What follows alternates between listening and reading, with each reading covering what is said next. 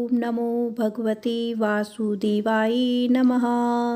नमस्कार दोस्तों, आज मैं आपको विजया एकादशी व्रत कब रखा जाएगा और इस व्रत में क्या खाना चाहिए और क्या नहीं खाना चाहिए, इस व्रत की विधि और पारण के मुहूर्त के बारे में बताऊंगी। अगर आपको यह वीडियो अच्छी लगे तो आप लाइक, सब्सक्राइब और शेयर ज़रूर कीजिएगा। भगवान विष्णु को विजया एकादशी तिथि प्रिय है।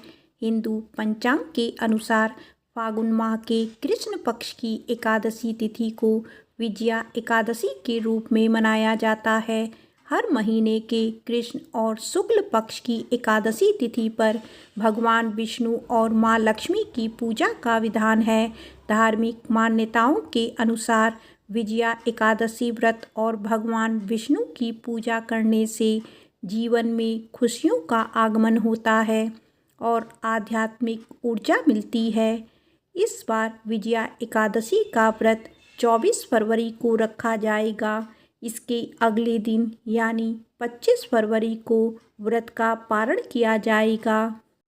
आइए जानते हैं व्रत विधि और पारण मुहूर्त के बारे में। एकादशी तिथि का प्रारंभ 23 फरवरी 2025 को दोपहर 1:55 से शुरू होगा और एकादशी तिथि का समापन 24 फरवरी 2025 को दोपहर 1:44 पर होगा।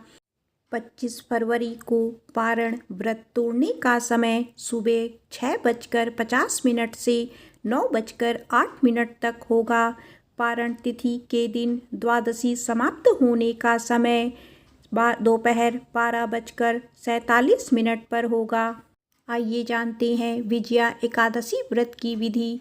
सूर्य उदय से पहले स्नान व्रती को प्रातःकाल स्नान कर स्वच्छ वस्त्र धारण करना चाहिए। भगवान विष्णु की पूजा, भगवान विष्णु की प्रतिमा को गंगा जल से स्नान कराएं और उन्हें फूल, तुलसी दल, पीले वस्त्र और मिठाई अर्पित करें। व्रत रखने का संकल्प जरूर लें। व्रत कथा सुने। इस दिन विजया एकादशी व्रत कथा सुनने और सुनाने का विशेष महत्व है। भोजन व्रती को विजया एकादशी के दिन अन्न का सेवन नहीं करना चाहिए, केवल फलाहार करें या जल ग्रहण करें। धार्मिक मान्यताओं के अनुसार विजया एकादशी व्रत के दौरान सत्य, अहिंसा और संयम का पालन करना चाहिए। व्रत रखने वालों को इस दिन किसी भी प्रकार के बुरे विचारों या कार्यों से बचना चाहिए। भगवान विष्णु के सामने संतान प्राप्ति की कामना करके व्रत का संकल्प लेना फलदायक माना जाता है। विजया एकादशी व्रत में कुछ कार्यों की मनाही भी होती है। मान्यता है कि ऐसा करने से श्री हरि विष्णु नाराज हो सकते हैं, इसीलिए एकादशी व्रत के नियमों का खास ध्यान रखना चाहिए। आइए जानते हैं कि विजया एकादशी व्रत के दिन क्या खाना चाहिए और क्या नहीं खाना चाहिए। फल। एकादशी व्रत में फल खाना शुभ माना जाता है। आप केला, आम, अंगूर, अनार, खरबूजा, तरबूज, सूखे मेवे जैसे कि बादाम, पिस्ता, अखरोट और किशमिश भी खाए जा सकते हैं। दूध और दूध से बने पदार्थ जैसे कि दही, पनीर और खीर भी एकादशी में खाए जा सकते हैं।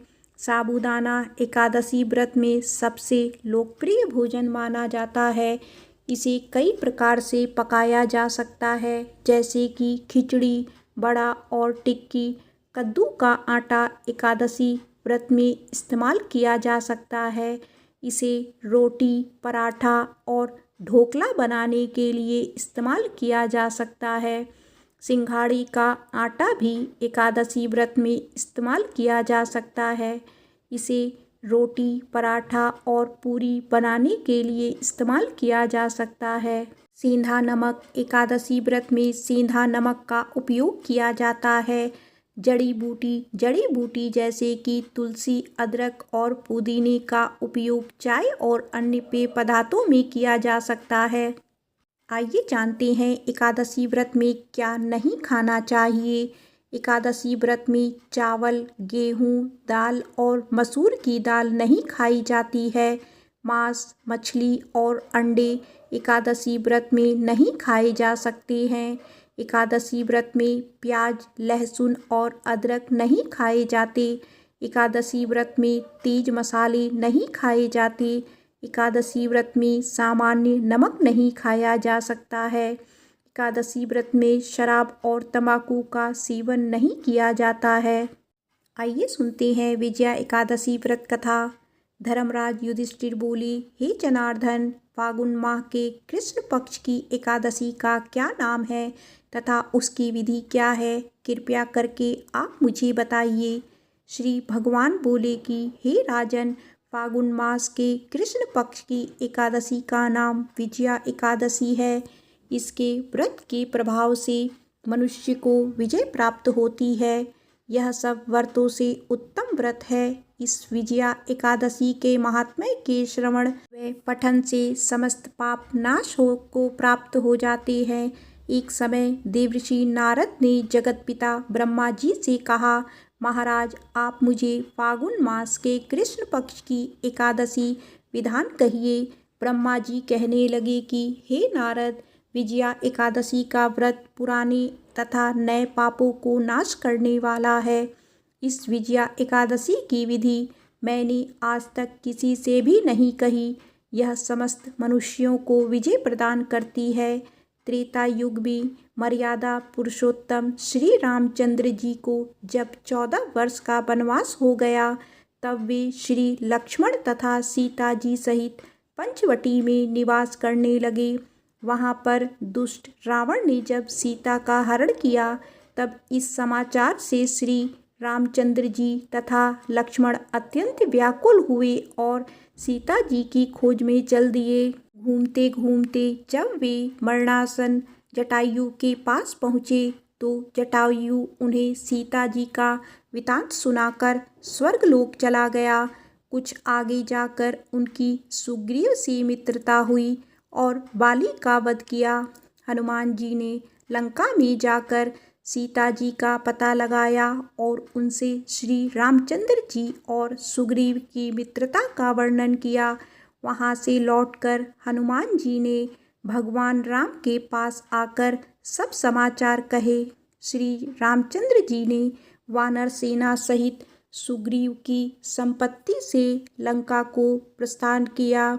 जब श्री रामचंद्र जी समुद्र से किनारे पहुँचे, तब उन्होंने मगरमच्छ आदि से युक्त उस आगाध समुद्र को देखकर लक्ष्मण जी से कहा कि इस समुद्र को हम किस प्रकार से पार करेंगे? श्री लक्ष्मण ने कहा, हे पुराण पुरुषोत्तम, आप आदि पुरुष हैं, सब कुछ जानते हैं। यहाँ से आधा योजन दूर पर कुमारी द्वीप में वक्लदाभ्य नाम के मुनि रहते हैं। उन्होंने अनेक ब्रह्म देखे हैं। आप उनके पास जाकर इसका उपाय पूछिए। लक्ष्मण जी के इस प्रकार के वचन सुनकर श्री रामचंद्र जी वक्लदाभल्य ऋषि के पास गए और उनको प्रणाम करके बैठ गए। मुनि ने भी उनको मनुष्य रूप धारण किए हुए पुराण पुरुषोत्तम समझकर उनसे पूछा कि हे राम, आपका आना कैसे हुआ? रामचंद्र जी कहने लगे कि हे ऋषि, मैं अपनी सेना सहित यहाँ आया हूँ और राक्षसों को जीतने के लिए लंका जा रहा हूँ। आप कृपया करके समुद्र पार करने का कोई उपाय बताइए। मैं इसी कारण आपके पास आया हूँ। वक्लदाभय ऋषि बोले कि हे राम, फागुन माह के कृष्ण पक्ष की एकादशी का उत्तम व्रत करने से निश्चय ही आपकी विजय होगी। साथ ही आप समुद्र भी अवश्य पार कर लेंगे। इस व्रत की विधि यह है कि दशमी के दिन स्वर्ण, चांदी, तांबा या मिट्टी का एक घड़ा बनाएं। उस घड़े को जल से भरकर तथा 5 पल्लव रखकर वेदिका पर स्थापित करें। उस घड़े के नीचे सतंजा और ऊपर जौ रखें। उस पर श्री नारायण भगवान की स्वर्ण की मूर्ति स्थापित करें। एकादशी के दिन स्नान आदि से निवृत्त होकर धूप, दीप, नैवेद्य, नारियल आदि से भगवान की पूजा करें। पश्चात घड़े के सामने बैठकर दीन व्यतीत करें और रात्रि को भी उसी प्रकार बैठे रहकर जागरण करें। द्वादशी के दिन नित्य नियम से निवृत्त होकर उस घड़े को ब्राह्मण को दे दे। हे राम, यदि तुम इस व्रत को सेनापतियों सहित करोगे तो तुम्हारी विजय अवश्य होगी। श्री रामचंद्र जी ने ऋषि के कथनानुसार इस व्रत को किया और इसके प्रभाव से दैत्यों पर विजय पाई। अतः हे राजन, जो कोई मनुष्य विधि पूर्वक इस व्रत को करेगा, दोनों लोकों में उसकी अवश्य विजय होगी। श्री ब्रह्मा जी ने नारद जी से कहा था कि हे पुत्र, जो कोई इस व्रत के महात्म्य को पढ़ता या सुनता है, उसको वाजपेयी यज्ञ का फल प्राप्त होता है।